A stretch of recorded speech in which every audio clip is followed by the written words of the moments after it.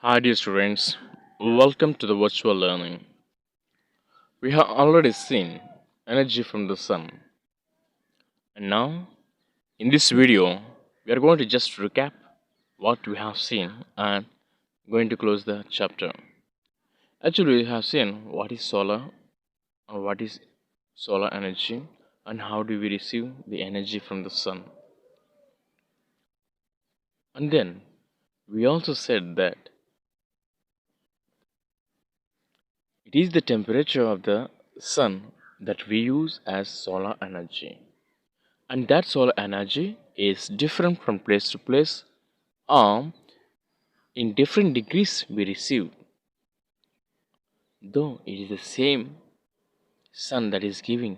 Still, we people or we on on the planet earth receive it in different ways.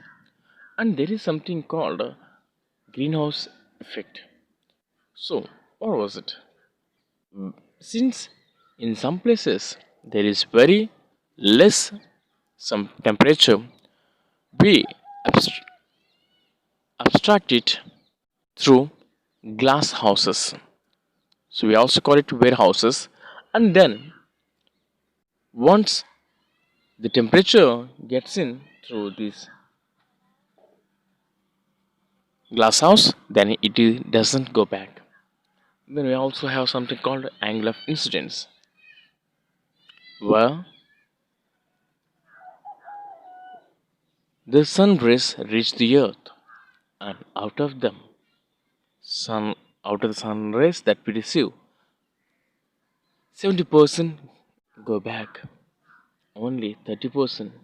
Even among that, we have something kept in the heated earth or its ground, then most of it is radiated back.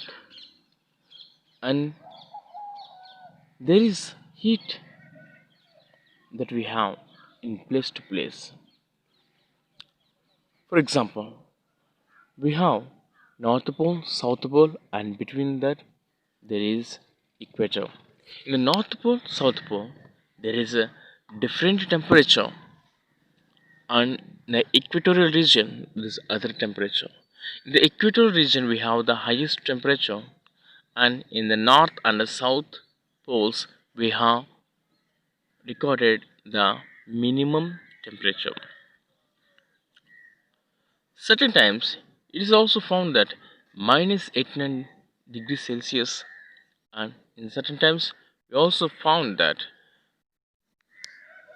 plus 54 temperature degrees Celsius temperature. This all happens because we are near to the sun and some places are far from the sun. Okay, why? We have temperature from place to place in different ways. It means, in other words, why different places have different temperatures.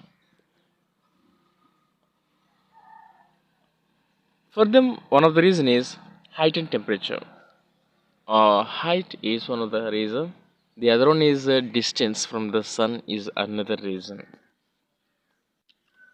And